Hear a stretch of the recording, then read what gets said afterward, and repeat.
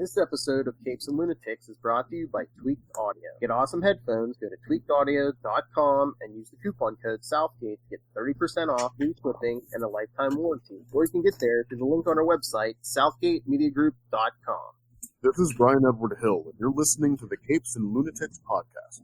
There's a thin line between heroism and madness. Here the line fades to nothing at all. This is a world of Capes and Lunatics. And nothing is off limits. Hello, everyone. It's Friday night. A little later than usual. Sorry, my power was out for a while, so if Lilith is in an extra grouchy mood, you know why. No, I'm just a curmudgeon. It's fine. And there's a big MCU movie out this weekend, so it's just like poking the piranha.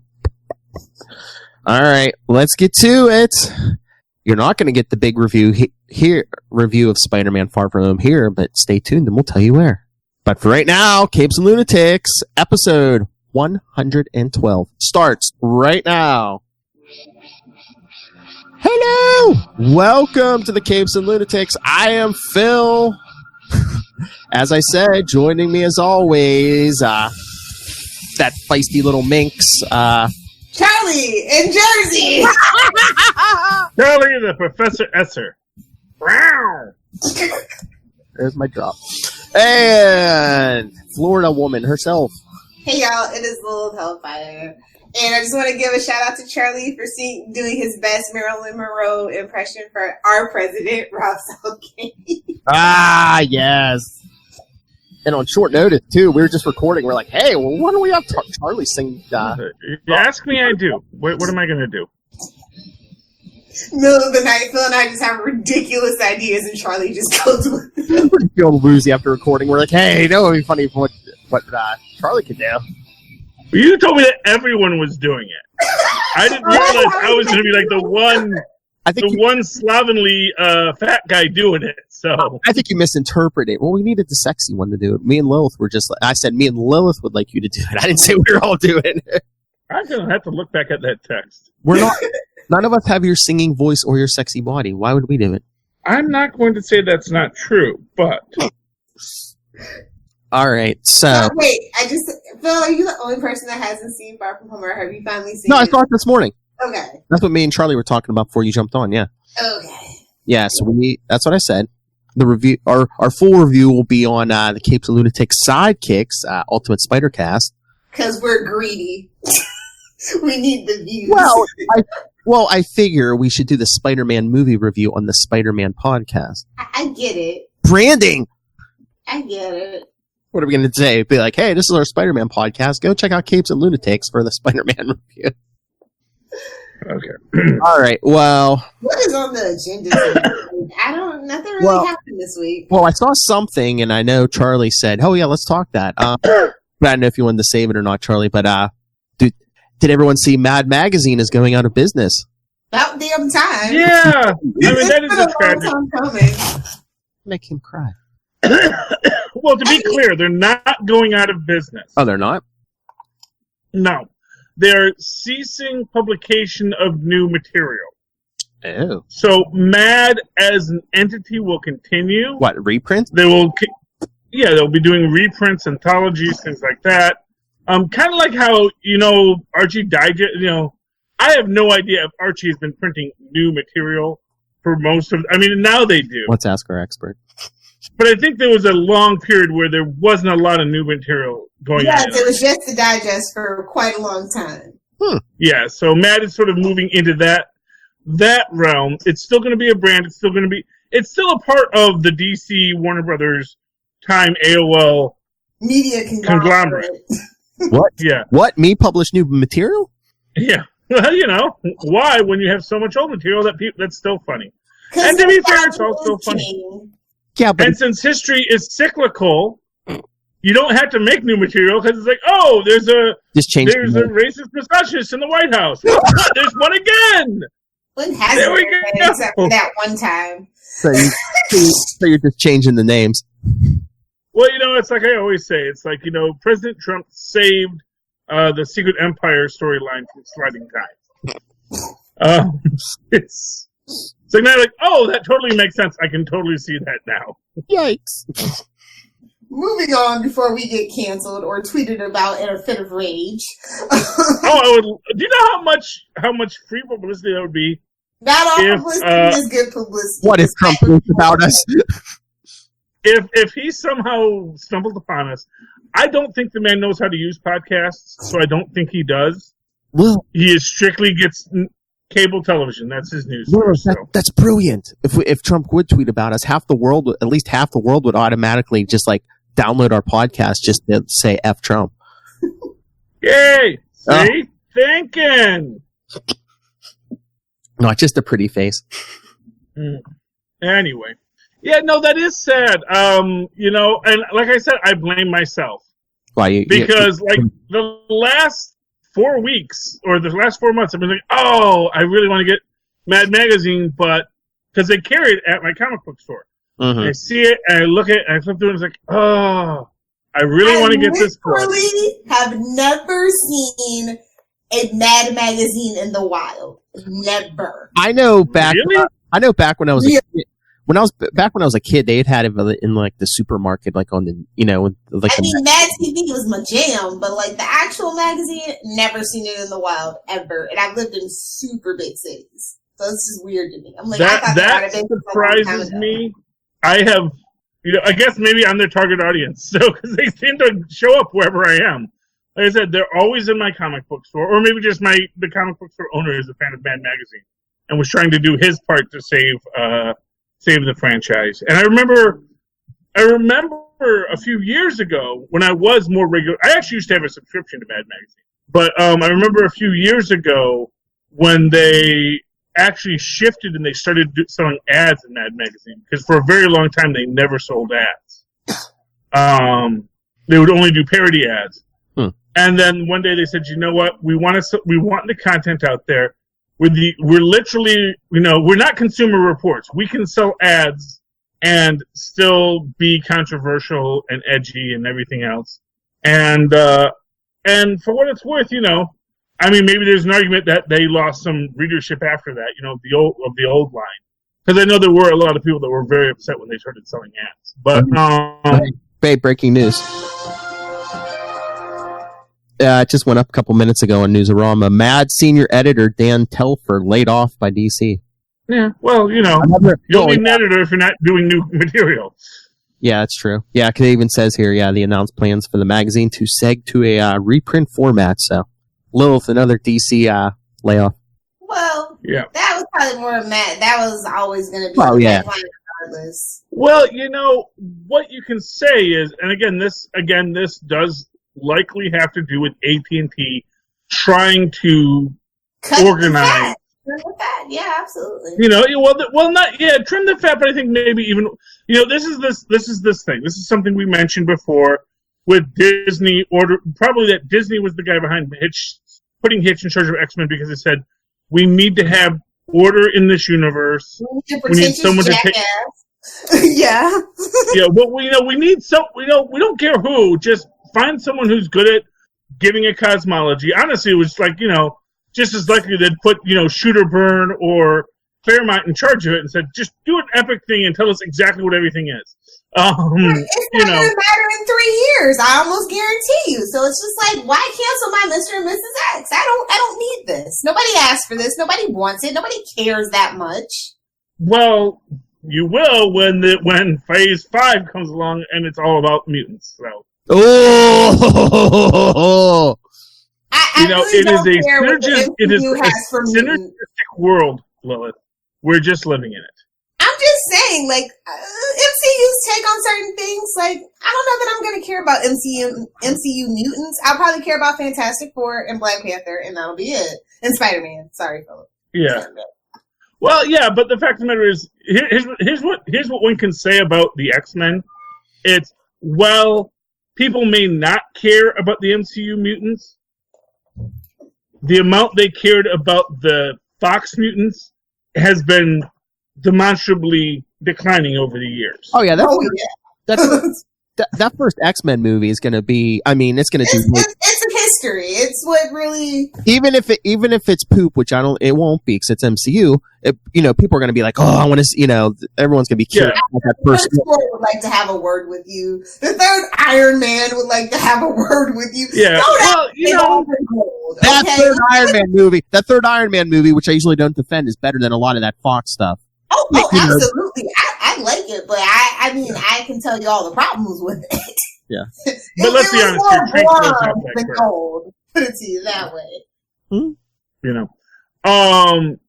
But no, I think that AT&T is trying to organize things, and what they might have said is like, look, we love Mad Magazine as much as everybody. You're still going to be something that exists, but we're not going to be. We don't want to commit to this parody magazine whole heart right now until we find a better place for you. And because the fact of the matter is, honestly, when I was a kid, I read Mad Magazine parodies of movies from the 40s. I still love them, because they were just brilliant comedies in and of themselves with no knowledge of what the source material was, And that's the great thing about Mad Magazine. It was always a very high-quality comedic take on things. 40s movies, yeah, Charlie S. are still getting in bar fights and making with the chin music, eh? Well, I don't know. I'm just saying, like, stuff that I had never actually seen. In fact, I would say that most of my knowledge of older artistic things, asking if they can have blueberries. It's like, it's fruit. Yes, you can eat fruit. Well, the problem is that I buy the blueberries. It's after 8 o'clock, though. Should you be feeding them, Charlie? No, trust me, they were going to transform to them. No, the thing with fruit is, the thing with blueberries is I get mad at them because they do eat all of the blueberries very fast. So I buy the blueberries, and like in a day, they're gone. Charlie's like, none for me. No, it's. See, you got your own secret stash of blueberries. No, it's not like I want them. It's just like I get sick of going to the store, buying all the blueberries. Because there comes a time when because here's the thing with kids, they'll get into a fruit, they'll be eating the fruit every day, and then all of a sudden you buy a ton of the fruit, like, I don't feel like it anymore. Dang you, child! So now I buy the blueberries piecemeal, but yes, they can have the blueberries. I actually just bought extra blueberries today for just such an emergency. But no, what I would say is most of my pop cultural knowledge of a lot of classic films actually are based on the Mad Magazine parodies, more than actually stuff I've actually seen or read about the actual film. So take that as it is. Oh, and then did everyone see the racists were out in full force this week because Halle Bailey has been cast as the live-action Little Mermaid? I gotta tell you, damn it! Here's what I'm gonna say. I don't know if the racists have been out in full force on this. I think there's been a lot. I think mostly it's been jokes about how people thought it was Halle Bailey. Yeah, because we're old and we don't know who Halle Bailey is, and they're spelling it close. Yeah. I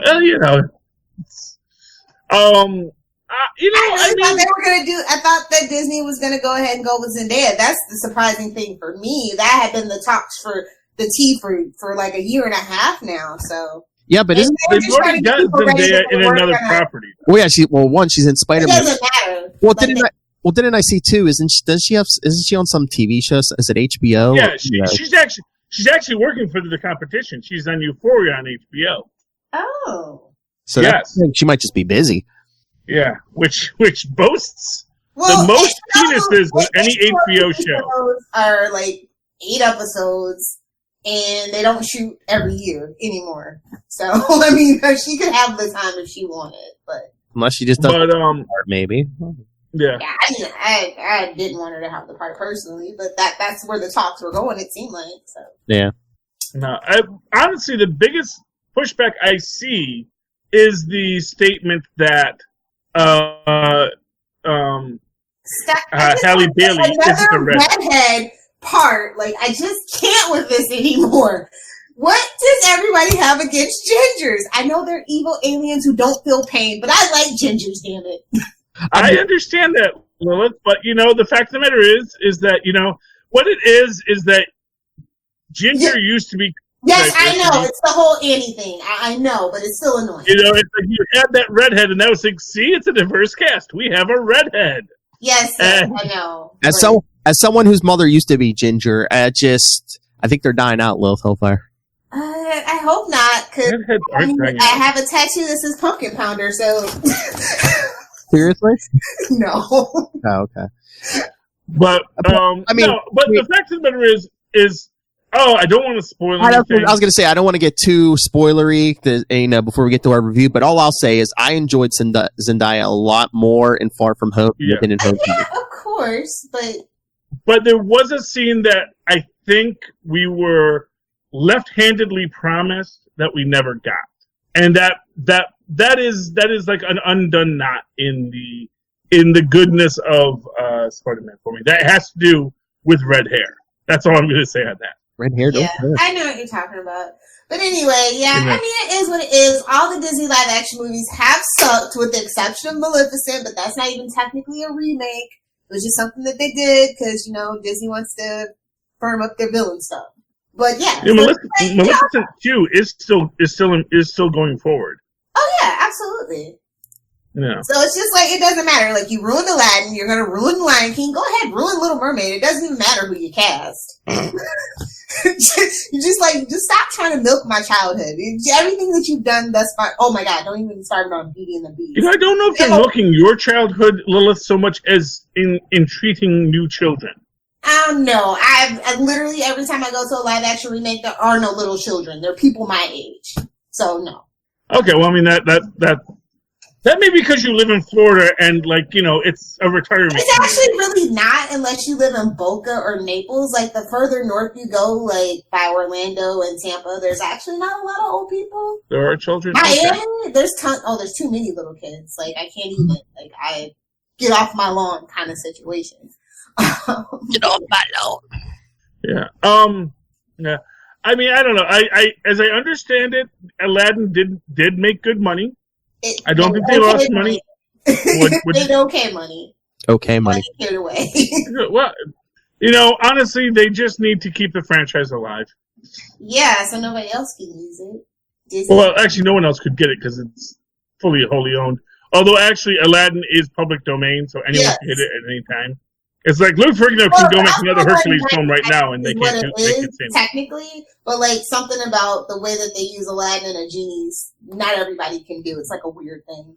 But 1001 Nights, that whole thing people can use, but it's like specific things. And if Disney's there first, everyone's gonna be like, "Oh, well, it's so and so's. It's just a cheap knockoff of the Disney one."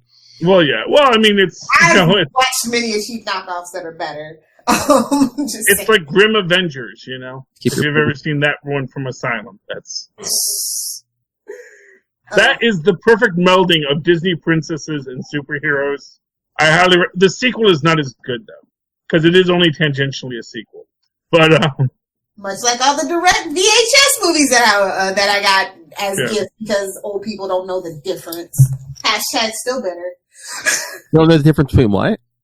Like the Disney sequels. The only ones that were worth anything were like The Return of Jafar and King of Thieves. Those were the jam.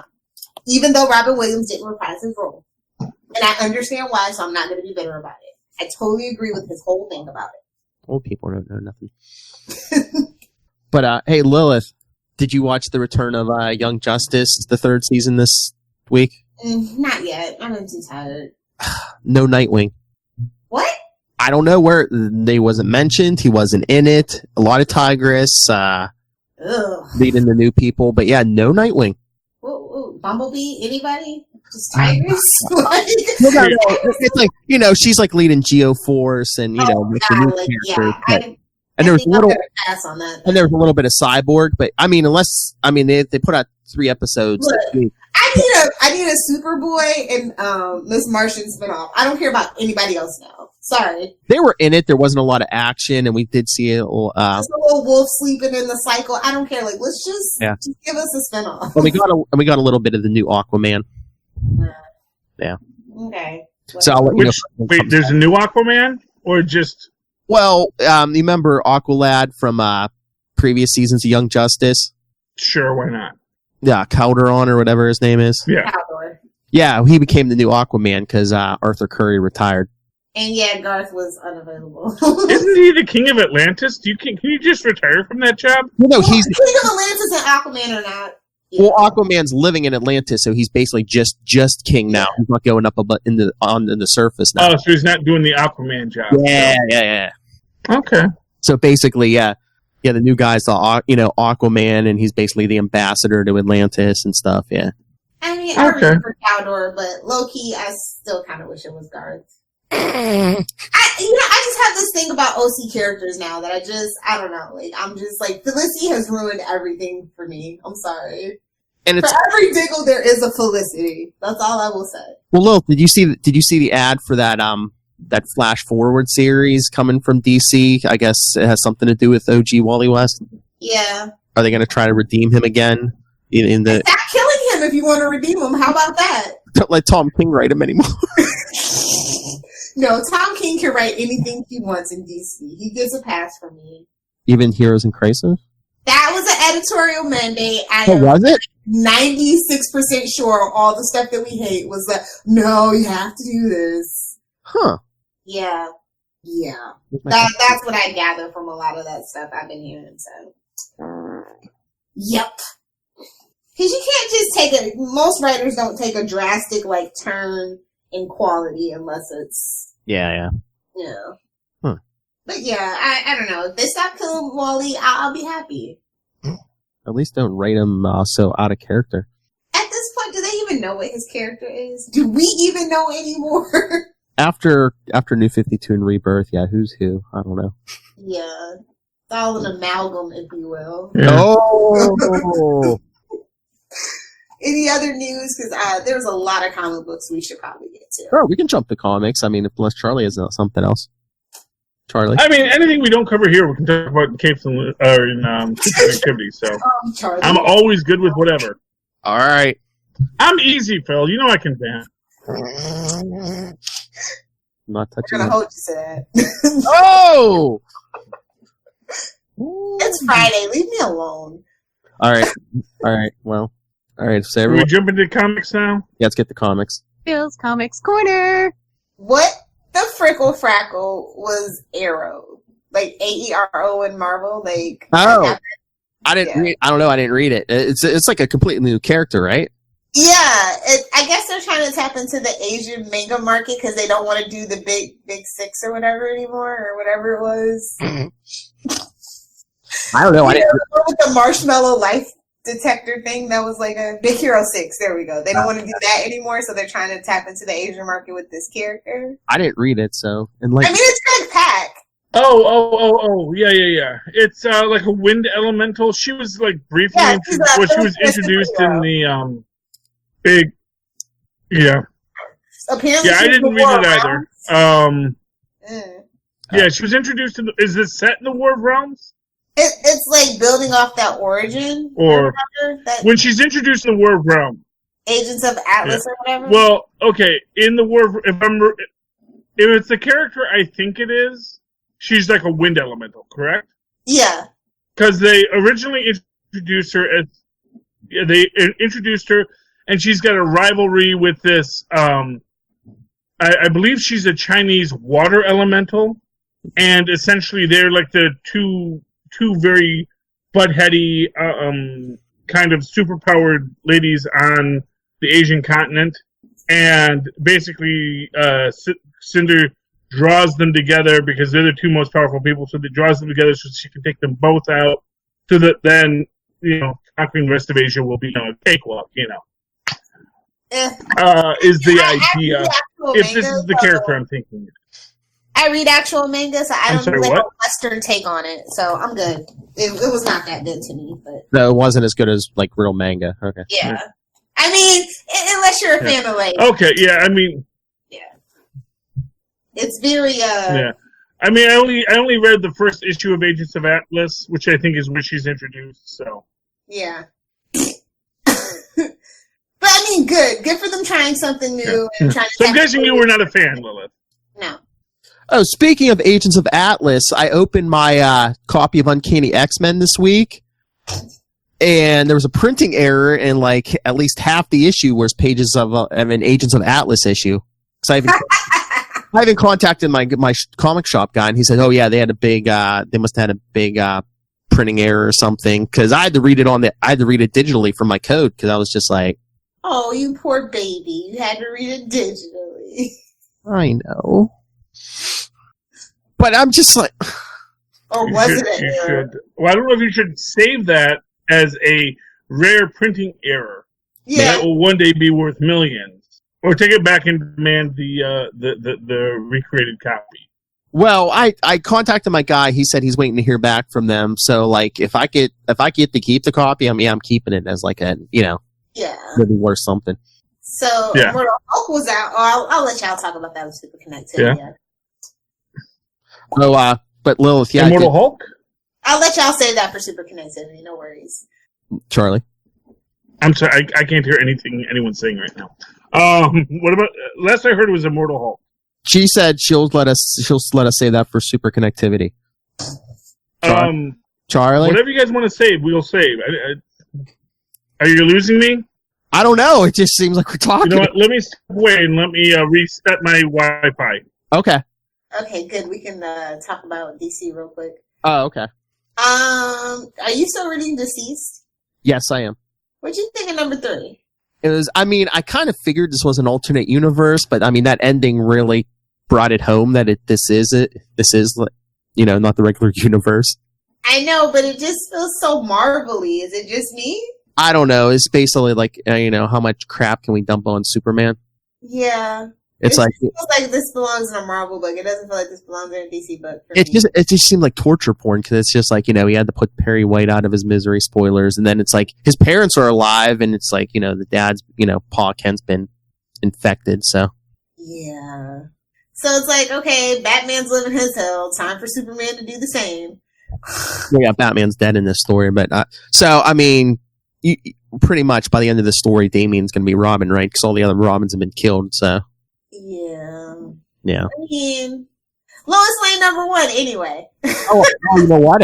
I actually bought and read that digitally. Did you like it? Yeah, it was good. You know what I'm saying about how I think they're trying to make that pivot, that shift for her to be the first lady of DC now? Like, I really think this is the stepping stone for it. Yes, I did. Yeah, I can see where you're coming from with that because it's like I mean, they showed like her. Like her softer side with Clark and everything, and she still has the reporter vibe, but then it's like, oh, hey, question, I need you to go. I mean, it's very grown up. It's very not what I was expecting because I literally have all the old issues of Lois Lane. What's Rucka? I mean, I knew I was gonna like it if I read it because I like his stuff, but I didn't know if I wanted to pull the trigger. But today I figured, I'll buy it. Like I said, I definitely think they need to put at least a female editor on this book. Like I like what he did, but there's still like Greg Rucka just doesn't write women characters. Like I don't know, it's just something about it that just has an overly masculine feel to it. Like I think that's why I didn't enjoy his Wonder Woman stuff. It was just in the back of my mind, like I mean, not completely on the tech side, but is like Rucka like painting her to be like the new Oracle almost. Oh my god, I know, right? Yeah. But like, I don't know, like I like where they're going because it's like she is a journalist, and journalism does have has like this underbelly to it of conspiracy and intrigue, and we get that little murder mystery, and I'm interested to see where it goes. It's just not like on the plotting side. Is she gonna be like the female Batman now? No, I think they're gonna be careful to veer away from that. I think that eventually we might get like that old school feel of Lois Lane where it's like kind of cheeky and cheesy and schmaltzy, but at the same time a little bit more serious. Yeah. Like she has to be like, lovable, but also like that strong, independent, oh my god, #feminism kind of thing. I get the independent thing, and I don't know, the one thing that bothered me that as a married man, and I mean, I know you're not married, but you've been in relationships. Is that like a way to keep a healthy relationship? With her telling, Clark, there's stuff we got to keep from each other. It's like, really? That definitely is not how their relationship has worked previously. No, that's not a healthy relationship at all. Especially. So I'm just gonna say that this is an Elseworlds tale, and it's not canon, so kids just is it? Or In my head, because Okay. Greg is writing it. and I thought it was an ongoing, so it's just a 12-issue maxi. Yeah, it's a maxi, but I think it's like a test run, I think. Okay, I was gonna say I might get the rest of them then. Yeah. I definitely think this is a test run for something larger, and I hope that it works out for them. Charlie S, are you back? I'm back. I had to switch on the phone. Yeah, it was, the hub ran out of power. We had to plug it back in. Now it has to charge a bit before it can work properly. So. Okay. Yeah, we were just talking Lois Lane #1. Oh, good Lois Lane. Did you Is get she still a plucky reporter with a lot of moxie? Yes, but she's also got like dark, deep undertones and chasing a conspiracy. Because it's 2019. Like she actually sent the female version of the question on, behind enemy lines in the first issue. So it's like, I don't know if she's like plotting, she's like. Well, that's what the question does, man. Got to unearth the conspiracies. Got to remember, this is a comic book universe. Conspiracies are real, not like our well-organized, non-conspiratorial universe we live in day-to-day life. And what about that? The rip from the headlines, Lilith, when she's in the White House press briefing and asking the press secretary about kids in cages and stuff. Yeah, that's a little dangerous. That's all I'm saying. Uh-huh. That's a little dangerous. Little tiny hand's gonna come out and strangle you in your crib, bro. Like, calm down. I was just like, wow, they went there. I mean, it makes sense. Comic book artists and writers, they like to be edgy and, address things. So. I think that's just Rucka's way of saying he's like, oh, we're going to go edit. Well, you don't know where we're going to go. We'll go anyway. Edgelord, I get it. It's fine. Well, not for nothing is that controversial to reference the kids in cages because, there are currently kids in cages. Yeah, but I mean, that's very controversial. I mean, no matter what side. Controversial is just like, oh, don't anger our emperor, our orange emperor. You're gonna probably anger part of the population, and it's like, as a business, do you really want to alienate part? I mean, the reality is, I kind of think that the people that would be angry about kids in cages are the people that are actually like, yes, let's put more kids in cages. So, yeah. Yeah, but would those people be like? Yeah, but would those people be like, "Oh, what's this comic book saying?" Well, it's saying there are kids in cages. I know, but I'm just saying, would those people be like, that are they painting this as a bad thing? That's not a bad thing. They shouldn't come here. Well, but they know that Lois Lane's part of the liberal media elite, so they're just going to say, "Yeah, own that feminazi liberal elite Lois Lane." Oh, I can't wait till Fox News starts talking about Lois Lane #1. Hey, that's how you get the sales. I was going to say, maybe that's what DC wants. Exactly. It's like, hey, you know what? I don't think anyone would have... Okay, Red, White, and Truth was a great book. I loved it. But it was an artsy book. Mm-hmm. And, dealing with, difficult subjects. If it wasn't for people freaking out about it, I don't think that would have been as big of a seller as it was. Yeah. Yeah. You gotta harness that hate. That vocal minority that likes to hate on things. Sometimes you gotta get them to let everyone else know, hey, here's a book you should read. Because this guy thinks it's a bad idea. If this guy thinks it's a bad idea, you're gonna love it. We briefly touched on Tom King, so did you get Up in the Sky #1? No. Okay. Is it any good? No. The art was great, but like the story, I don't know.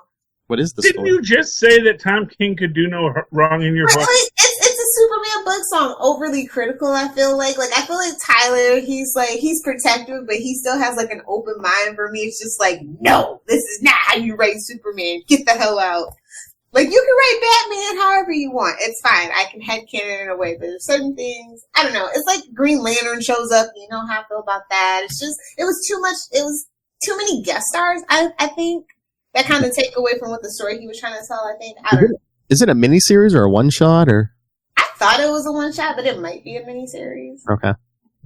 But yeah, it was tedious. Like, the pacing wasn't good. Like, just wasn't your cup of tea. Yeah, maybe Tyler would like it, and we should ask him. Just randomly, do you know what Tristan and I saw on clearance at Target today? What? DC Primal characters. So they Furries? did What this is series that? of like horror villains, like Freddy, Jason, whatever, reimagined as like medieval kind of He-Man action figures. Yeah, and they just did a line of DC characters. Yeah, Batman, Green Lantern, Wonder Woman, as if they were like He-Man characters. They have a Lex Luthor. They had 2 runs of it, dude. They had Lex Luthor, Superman. They have a really nice steampunk-looking Black Manta. I'll give them that. But yeah, so I don't know. Just some random thought there about They marketing. had everything. Like, it's fine. Something will stick eventually. Honestly, they actually looked really cool. I would just think that, they maybe needed a Masters of the Universe DC concept book to sell it. Like, if they did this is what DC would be like if they were on Eternia. If Lex Luthor was Skeletor and Superman or Batman was He-Man, however you want to do it, this is what they would all look like, and this is the characters and the arc that they would develop. That's the thing, they used to have cartoons and books to sell toys. Now they just create a toy and hope someone writes a book about it. I don't think it works in reverse. Jim and the Holograms would like to almost anything from the 80s would like to have a word with you. No. He-Man was originally a toy that they then created a series and a comic book around. So no, they created the series and the comic book around the toy, but not before the toy was released. Fight me. So when you got He-Man, now I'm going to say this: when you got He-Man, you got the He-Man comic, which was different than the He-Man cartoon, but still gave you a story and a backstory and a concept of the character. If you're just going to have the toy, I think you need to have some kind of marketing around it. And it's just sort of like a weird little randomized Elseworld that doesn't have a sales point to it. It's like, I don't know what the sales point of these primal figures cool, are. Buy it? Like, are kids that sophisticated now where if it, looks cool, let's buy it? That doesn't work anymore? Is that what you're saying? I don't think it's ever worked. That's kind of my point. I don't think it's ever worked. I think you always needed some kind of story to sell a toy. Oh, please. Kids are superficial these days. Well, all kids are Kids are not any more superficial than they were when I was a kid. Well, Instagram and stuff. Instagram tells deep and complex stories about people's lives. I don't think that's superficial. These kids with their pictures on their Instagram that ends in the number 69. I'm not a kid, so I'm not offended. Yeah, I think you're confusing kids with millennials. Okay. Millennials are actually in their 30s, Philip. Get off my lawn, you millennials. Yeah, you damn Gen Xers, go away. Oh, but that's the thing. It's like everyone think millennials mean like kids. No. It's like no, these are like Generation Y adults. Yeah, Generation Y is the kids. I don't know what they call them. The Generation Y. I don't know that they have a name. Yeah, honestly, actually, we're like Ben and Tristan. There's something I don't even know if their generation has a name yet. They're just kids. Generation, you're screwed. Well, sorry, Charlie. Their generation Go because they like to play, Lilith, games that make you go. Lilith, what have I told you about throwing all those sunshine and rainbows out on this podcast? I'm sorry. What? Hey, do you want to talk Angel 1 and 2? No, we're going to save that for our Angel Chronicles podcast. At the end of the month?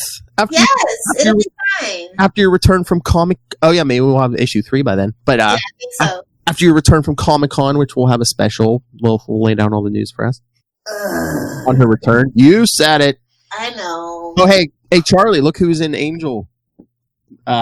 Lilith. Who? Lilith. Oh, that's Lilith, wife of Adam.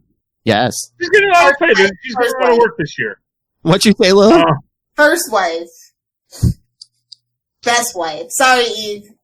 Oh, eating that apple, huh? You know what it is. It's relationships. Sometimes, it's... Yeah. Sometimes you want to be on top, and sometimes, Yeah. Thank you for the drop, Lilith. We did a whole special on it, but do we want to talk Walking Dead 193, the final issue? No, just send them scroll down. I love, like I said, I love it that it was a triple size issue at the regular price. Yes, thank you. That's how you treat your customers. That's right. Marvel. Triple size for the same price. Not a holographic cover in sight. What's that, Charlie? It came out on a Wednesday. Yay! A good anthology. What issue number is that? I'm so glad your comic book shop carries that, by the way. Well, I asked them to. So you have to ask. That's the thing with Alternative. You have to ask and they'll carry it. Oh, no, there's a store around here that actually just carries it without... I think they know the guy knows what... Yeah, the one I went to today, I saw a couple alternate comics on the shelf. Oh, well, great. I'm glad they're bringing it out there. I really like it came out on a Wednesday. I know that they're really trying to push things. It came out on a Wednesday, number 7. We get deeper into the mythos of Log, Legends of Log, which, honestly, I am waiting for Netflix to option Log, or possibly Adult Swim. But I don't think it's raunchy enough for Adult Swim. I think it really needs someone that's going to curate it properly. Log is fun. We find out about ancient wizards and sorceresses this week. Log has the power to heal trees, which is always useful. We get Agent 87, the secret origin of Agent 87, which all good anthologies should have at least one secret origin in there, where she is essentially the orphaned daughter of not missionaries but explorers, because missionaries would be weird, but explorers, and she gets raised by a Phantom-esque character. Those who remember the old pulp character, the Phantom. Phantom. You know, kidding. No, the Phantom. Phantom? I'm kidding, I said. He was one of the Guardians of the Earth with Flash Gordon. He had a movie with Alec Baldwin a few years ago. Yes, I know. I was just joking. Oh my god. Oh, no, not Alec Baldwin. Was that Alec Baldwin? Shadow, yeah. Yeah, Alec Baldwin. No, Alec Baldwin was the Shadow. Was it the other brother? Because there's like 9,000. What, the Phantom? The Phantom. There was that was Billy Zane. Yeah, Billy Zane, I was going to say. Yeah. Billy Zane was the Phantom. Alec Baldwin was the Shadow. Shadow, yeah. Both are decent films, though, despite what the critics say. Oh my god, I have to find it when it comes out. Do you see they're doing a Comedy Central roast of Alec Baldwin? They haven't done that already? It's coming, no. I feel like they've done that one already. Memory Lapse is fun, but, it's kind of obvious what the storyline is as you read through it, but has a great, gag line at the end. Surgeon's Song is kind of cool. Don't want to spoil it for you, but yeah, basically, your classic deal with the devil kind of story. Baron Rat and Mr. Crypt was kind of soft this week. Long Path is nice. It's a very visual kind of poetic bit, but that you should read it. It's a lot of fun. I didn't get to this story yet, and I'm so mad about myself. It's called Voidwalker. It has very cool art. One of my biggest problems right now is that I am old and my eyes are failing. At a certain point of the day, I can't read comic strips anymore. And but yeah, here we go. Art, blood, violence, gangsters. It looks like this is coming out in October. This is their next ongoing. So I'm going to read it. If I like it, I'm going to pick it up in October. Yeah, support your local alternative comics, kids. Okay, I just have to talk about the best book I read this week. It was Doom Patrol, Way to the World's #1. Oh, yeah? I didn't think I was going to like it because I'm actually not a fan of Umbrella Academy because Gerard Way has a, really weird, I don't know, his syntax is really weird for me. But, I don't know, it kind of works for Doom Patrol. So, I don't know. It was fun. The art was great by James Harvey. And, of course, it was on Vertigo, so it's a little more adult. Cool. So, yeah. I think he actually got it. He got the Doom Patrol, which is a little hard sometimes. So you said my actual pick of the week is Prodigal Son, Fantastic Four #1. Oh, which is apparently not a Fantastic Four book, but a book about the prodigal son. It makes sense later. Yeah, it's a series of one-shots, because I think, what's the next one? That's Silver Surfer or something? It's Silver Surfer. And basically, it follows this guy, whose name is literally Prodigal, who is, when I'm first looking at it, I'm thinking totally Baron Humperdinck. We're kind of, kind of fastidious, but also kind of fun in his own evil way. But he may not actually be evil. He actually does have a whole scene here where he tells one of the swamp guys, your people are in battle. You don't run away. You run towards it. That is how you lead people into battle. You don't, Yeah. And, he says, let me show you how a god leads people into battle. And he fights the Fantastic Four. He's very mad because everyone's force fields are invisible on this world. And it's a lot of, quippiness of it. It is very nice. But as he says later, he is the elemental, the first elemental, for whatever that means. But yeah, I read it. It was pretty good. Yeah, you don't know if that guy's a jerk or not. But we should mention it was written by your best friend Peter David. Oh, of course it was. Is he writing all of these or just this one? I don't know. I didn't look at the credits for the other ones, but I know he at least wrote this one. Yeah. Yeah. Okay, that explains why I like it so much. Man's a good writer. Yeah, it doesn't say who writes Silver Surfer, but yeah, it's good. And he also has Reed Richards sort of. Because, again, the guy is a jerk. He tries to steal the Fantastic Rocket and basically reads it. I have a little safety feature in there is that if you don't enter in a certain code within a certain amount of time, it just ejects you out. And it's brilliant. It's hilariously action-packed and fun. It's what I want in a comic, but that's me. Oh, hey, Charlie. Mm-hmm. I guess it's not out till next month, but yeah, the Silver Surfer Prodigal Son is written by Peter David again. So, well, there you go. So this is Peter David calling me a dumbass, and I'm loving it.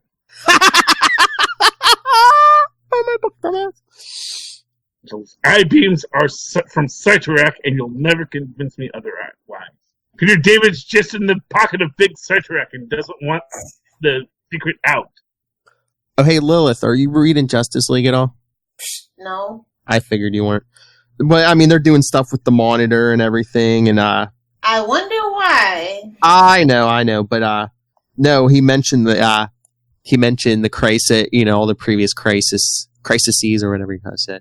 And he's like, you should remember most of all Barry Allen, and we kind of get a glimpse of, maybe Barry's remembering his death in Crisis on Infinite Earths. So I don't know if that whole 30 years of just blah. I guess they're trying they're going to try to tie everything in.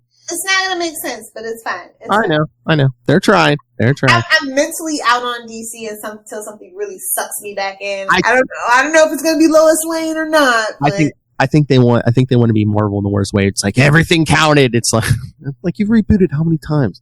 5, right? 6. Something like that. 1, 2. I'd say at least 3 or 4. Technically, the reboots can count too. Ugh. Well, that's what they're trying. They're messy bitches, and I'm over it. Okay. I think that's what they're trying to do in Justice League. But did you see all these books now? You're the villain. Yeah, I'm so not here for that event. I think we've done that and better already. Charlie, it's basic. I don't want to say acts of vengeance, but basically Lex Luthor's going around giving guys tech and saying, "Hey, you want to go mess up some heroes here." But we've already done that. I know. That's what I'm saying. I know. So he's being the Vulture. He's given from Homecoming. He's saying, "Here's some super tech. Go blow something up. See what happens." Yeah, create chaos. Yes. Yes. Well, I'm sure Luthor has a master plan. And now there's some weird, I don't know, they're retconning history. So John Jones originally came to Earth as a child, and Lionel Luthor was trying to experiment on him, and Lex were kind of friends as kids. Because Superman couldn't be his friend. Because we can't mention Smallville anymore. Apparently, I was gonna say, man, Lex Luthor and Superman were friends. How many reboots ago was that, Charlie? Yeah, exactly. The only universe that counts, the one where they first met and fell in love. And he makes him lose his hair. That sweet, sweet ginger. Hey, if your wife doesn't make you go bald, she's not loving you hard enough. That's all I'm saying. You might want to check your soup for additives, like arsenic or whatnot, if you're going bald. I'm just saying love is a stressful thing. It can make you go bald. Whoa. And that's why my cold black heart is fine just the way it is. You'll keep your hair. That's good for you. This would actually be a lot funnier if I had my shaved head right now, which I don't. But, That would. Hey, Lilith, I was telling Charlie also when I made my trip today, snow power, I got Punisher 13. Okay.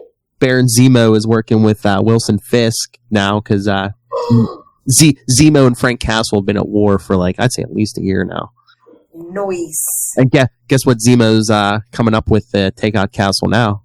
Thunderbolts. Oh, that's like your dream. You're living your best life right now, Philip. I know, I love the Thunderbolts. He's living his best life. Y'all don't even know. I think some comic capers. Just out of curiosity, has the Punisher been fighting Zemo for a year now? Oh, yeah, because it's he had the War Machine armor for a while, and then people are like, oh, wait, weren't you working for Hydra during Secret Empire? And Punisher's like, no, I'll show everyone. I'm going to kill every Hydra agent I can find, and basically gone on Zemo's radar. Yeah. Yeah. Why is the comic book Punisher kind of... I really feel like they don't know what to do with comic book Punisher sometimes. They don't. They run out of ideas, and then they're like, what's the wackiest thing we could do? Well, for a while, they were drawing him as Baron. I mean, he might still look a little like John Barenthal, but I think they want him to be the TV Punisher, but they're like, oh, no, that's too small. We need to go big. I think Punisher works best street level, honestly. Well, yeah, obviously. Yeah, I mean, there's been times. Let's not get carried away. Well, I think they said. I think they're. I don't know if it's in an issue or two. They're bringing. He's going to have a team too. I don't know if he's going to Everybody doesn't need a team. Like Moon Knight and I forget who else is on the team, but yeah, street level people. Yeah, street level guys. I think. Yeah. Well, I mean, he's on the Savage Avengers, so. Oh Lord, yeah. Oh yeah, I'm enjoying Savage Avengers. Savage Avengers. What? That's not street level. That's overkill. What, Savage Avengers? Yeah. Oh, did you read it, Lo? I stopped reading it, but only on issue 3 you stopped reading it. And issue 2, yeah. I mean, I'm gonna catch up in the trades. You know how I do. Okay, well, issue 3 they basically all storm the castle, right, Charlie Hesser? Yes, it's awesome. And honestly, I love Conan being all noble, coming back. And says those immortal lines. What is it? Wizard, I have come to parlay. Oh, and then he has a symbiote. Oh. Yeah. Oh. Basically, Conan, we love him, but he doesn't know what's going on. It's basically, how 90s can we make this book? Yeah. Add some pouches, I guess. Punisher. I don't know. I feel. See, as an 80s fan of Conan, this feels like very 80s Conan stuck in this world. Yeah, but everything else is 90s. It's like Wolverine, Punisher, Elektra. I'm surprised Deadpool's not. Well, Deadpool was... First of all, Elektra existed in the 80s and the 90s and the 2000s. No, then they killed her off, but then they brought her back in the 90s. Yeah. Just half-naked chick with daggers and stuff. Yes. Although I gotta say, I love him and the genie becoming best friends. Oh, the genie. Oh, that's cute. Yes, and the genie says, we can make our own swords now, Conan. How about that? By Crom, I'll eat your brain. That sounds a little, yeah. Yeah. But then, of course, and again, it's Conan who puts in the last bit of blood that appeases the marrow god. It's like, Conan! It's like, not that bad guy. They need blood for their evil magic spell, but no one told Conan that. He's just he's coming. He's trying to save Wolverine. He's like that Phil Hartman character, caveman lawyer. Anyone remember that? He's like, I'm just a simple caveman. You're odd. Well, but caveman lawyer was actually good. He used his stupidity to. Oh yeah. In the court. But I love the fact, and again, it's this. Again, an 80s callback, well, maybe 90s callback, is, when Wolverine is like, you don't know, that guy who stole your armor, you'll never see him again. He's 6 miles away. And, basically doing what Indiana Jones does with the Nazis in The Last Crusade. Oh, yeah. He knows 6 languages, half dozen languages, every culture, he'll blend and you'll never see him again. It's like, I'm here. Then Conan. What's happening next? Yeah, Wolverine's like, oh crap. Speaking of this, go ahead. For a book about murderous monsters, it's very good. So to keep the nostalgia going, I just want to shout out Charlie's Angels versus the Bionic Woman #1. Oh! By Dynamite Entertainment. Why are they fighting? Well, they're trying to steal a patent, and the Bionic Woman's not having that. And we'll see if they turn the fight into a team-up in the next issue. Wait, why is Charles Townsend engaging in corporate espionage? This doesn't make any sense. Because it's 2019 and everything has to be edgy. It's something Charlie Esser would like. Let me just put it to you that way. But no, I love the Bionic Woman TV show. Charlie's Angels not as much. The movie from my middle school and high school years, yeah, because Lucy Liu. But I knew that's the one you were going to call out. I mean, I love Drew Barrymore for her comedic chops, but let's just be real. Lucy Liu, Cameron Diaz dancing around Spider-Man underwear. I love that scene. Shout out to Luke Wilson too. Yeah. And Tom Green. Or is that's two? I think it's Tom Green. Tom Green, yeah. I made you. But yeah, no, I really enjoyed the artwork. That was by Sue Lee. Mm-hmm. I just found it a very interesting premise. I was expecting this to be something from Image or whatever, but it's Dynamite. I'm like, good for you, Dynamite, getting in on the franchise action. Dynamite. Yeah, Dynamite doesn't really do stuff like that very often, so I was just like, cool, I can add this to my Red Sonja pile. That's the only other thing I got from Dynamite. Awesome. So yeah, I think we should wrap it up. I was going to say, it's been about an hour. Exactly, so. Should we wrap it here? The next half hour, anyway. Oh, like you're at a loss for words. Okay. Let's get out of here. All right, everyone. I know what you're thinking. Where's the Spider-Man Far From Home review? Well, if you're listening to this on the podcast, check it out tomorrow, Tuesday, July 9th, on the Capes and Lunatics Sidekicks podcast. After you listen to this, yeah, that's right. All right, so everyone, send your thoughts on any of this stuff. Capes and Lunatics at gmail.com. Does love make you go bald? Facebook.com/Capes and Lunatics. At Capes Lunatics on Twitter. Follow Capes and Lunatics on Instagram. The voicemail, 614-382-2737. That's 614-38-CAPES. And go check out, I don't have a joke, capesandlunatics.org. Work in progress. All right. Tag Phil, Nightwing PDP, with hashtag petty, please. Thank you. All right. And Miss Lil Hellfire, where can people find you? Tag me. If you guys want to badger me about the website, I guess you can find me on Twitter at Lil Hellfire and via the gram at Lil Hellfire69. Strictly for my sidekicks and Capes and Lunatics peeps. Dong is a medical term. Fight me, nerds. All right, Charlie Esser. Well, hi, kids. If you'd like to write to me in that old-fashioned email way, like we did in the 80s and the 90s, when the Punisher was king, reach out at superconnectivityblog@gmail.com. That's superconnectivityblog, all one word, @gmail.com. Of course, follow me on the Twitter. This is a live tweet. Well, nothing really, because we record when we tweet when we do this, but someday I will. At Charlie Esser, that's CHARLIE. Yeah. ESSER. The two E's in the middle. For quality. Bing. Put Tristan to work. Make him do that part. I always figured we should just pre-record them, but I like it better live. Do it live. All right, everyone. Remember, do your homework. Go check out Capes and Lunatics Sidekicks for the Spider-Man Far From Home review with our friends. But for another week, we have been the Capes. Ampersand. Lunatics! Yeah, she brought it home. I love when we go. Make some enthusiasm. Woo! Wouldn't be the first time, ain't gonna be the last time. Oh, we have to buy dinner first.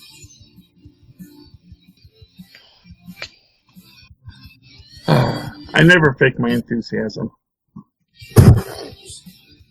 If you can't get me enthused, that's your problem.